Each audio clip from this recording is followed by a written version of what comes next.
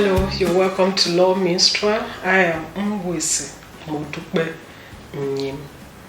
This is the third episode in our series on hire purchase. Today we'll be focusing on formation of the hire purchase contract. I would like to enjoin you to join our community by clicking on the subscribe button down there and sharing our videos to others, your loved ones, others who may need them as well. Give us a like and let's get your feedback in the comment section, please. Thank you. So we are looking at formation of hire purchase contract or agreement today, and we'll be taking a look at the preliminaries and the forms that are required. So you see, at common law, there is actually no special form required for entering into a hire purchase contract or agreement. It may be made orally, it may be made by writing, in writing, and it may be made under seal, signed, sealed, and delivered. So under the Act, hire purchase agreements are usually entered into in writing. So when you are under the Act, when you are entering into a hire purchase and is in writing, you also have to do so in full compliance of the requirements and procedures of that the Act has provided for. Now, this you will find essentially under Section 2, Sub 1 of the HPA, which is the Hire Purchase Act. Under this section, one of the things that the section provides for is a notice of cash price. A notice of cash price. Section 2, Sub 1 requires that before any hire purchase agreement is entered into in respect of any goods, the owner should state in writing to the prospective hirer, otherwise than in a note or in the memorandum of the agreement, the price at which the goods may be purchased by him. And this notice is referred to as cash price. You will see the authority of Adeniran versus Balogun, citation supplied.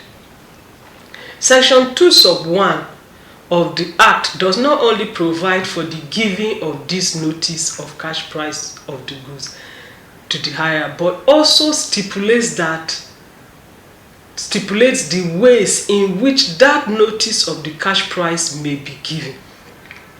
And these ways are about three ways in which that notice of cash price may be given to a prospective hirer. The first is by the vendor stating in a separate document other than in the note or in the memorandum, that is in the agreement, that in that document will now state the price, the cash price of the goods which are the subject matter of the hire purchase contract.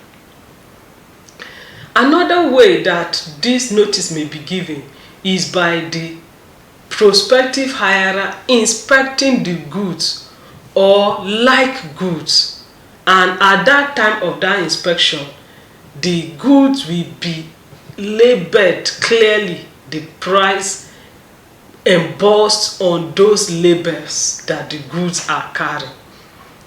By so doing, a notice of the cash price is deemed to have been given to the prospective hirer. The third way by which this notice may be given is where the prospective hirer is inspecting those goods in a catalog, and each of those goods is the price under each of the figure or the picture as contained in the catalog also carries the price, may be written under each of the goods or the lot clearly. for the hirer to see. If this is the case also, it will be deemed that a notice of the cash price has been given to the vendor, to the hirer. Another thing that section 2 sub 1 provides for, that section 2 provides for, is the note or memorandum, and you will find this under section 2 sub 2a. The act requires a note or a memorandum of the hire purchase agreement be made and signed by the hirer and by or on behalf of all the other parties to the agreement. It must therefore be made before it is signed. When the act is saying that you should make something and sign it, then you have to make it before you will sign it. A note or a memorandum evidencing the agreement is all that is required under that provision.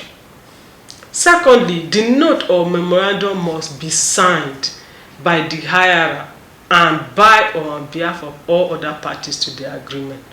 The other information that the note or the memorandum must contain are these.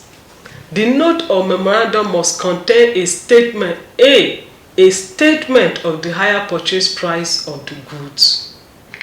It must contain a statement of the cash price of the goods. 3. It must contain a statement of the amount of each installment payable. 4. It must contain a statement of the date or mode of determining the date of the payment of each installment. 5. A statement of the deposit payable or paid must also be contained therein. 6. A statement of the true rate of interest calculated in the manner prescribed from time to time by the minister. 7. A list of the goods to which the agreement relates, sufficient enough to identify them. And finally, a notice in terms provided in the schedule to the act, which informs the hirer of his rights to terminate the agreement in the manner of such termination and of the restriction of the owner's right to recover possession of the goods. So these two issues as pertaining to the hirer and to the owner must also be contained in that agreement clearly, so that the hirer may be protected from any unscrupulous act by the vendor. His rights to discontinue or terminate the contract is clearly stated, and the restriction on the vendor or the owner from just taking over possession anyhow and in any unlawful manner is also clearly stipulated in the agreement, so that the parties are not in the dark.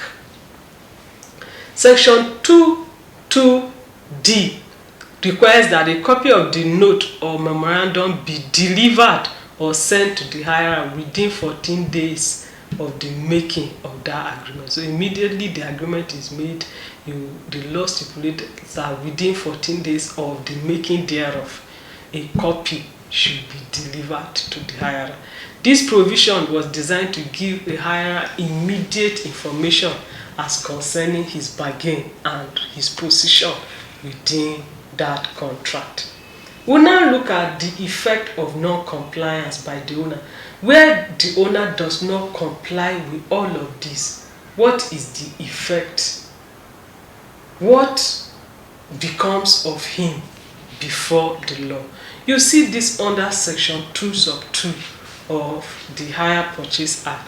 And ordinarily, failure of the owner complying with the provisions of the act concerning as touching the form of this hire purchase contract will ensure that he loses his right of enforcing the hire purchase agreement. He will lose it. He will not have that right anymore to enforce it, or any contract of guarantee relating to the agreement or any right to recover the goods from the hirer. He will lose all of this. And this may look very, very draconian, but that is the general position. So that's the general effect of his non-compliance. However, there are conditions under which non-compliance will not disentitle the owner from enforcing the agreement. In the case of Adela Barry versus Niger Motors Limited, the Supreme Court held that Section 2.2 of the Act was inapplicable since the transaction took place before the Hire Purchase Act 1965 came into force. So in that circumstance too, since that agreement came in, was made before the law came into force, then the law cannot operate retroactively and catch up with transactions that were done before the law came into force. So, but now the law is already in force. So there is another condition under which, though these requirements are not complied with, the owner may not suffer a disentitlement from enforcing. And that is where his non-compliance did not prejudice the hirer in any way. Where the non-compliance did not inhibit or give the hirer any disadvantage at all, then that provision will also not operate to disentitle the owner from enforcing what is rightfully his. So, and you find this on the authority of Yusuf versus Oyetunde. The authority or citation is also supplied, where the non-compliance does not prejudice the hirer in any way, then that otherwise draconian provision or proviso cannot operate to disentitle the owner from enforcement. So the hire purchase agreement should also, where it involves an illiterate, that agreement, like any other agreement, should also carry an illiterate jurat. An illiterate jurat is a clause in an agreement that shows that stipulates that an illiterate who is a party to that agreement has had the agreement read to him and explained to him in a language which he understands, and he understood before he affixed either his thumbprint or any sign that is his own signature. Sorry. So that is an illiterate jurat.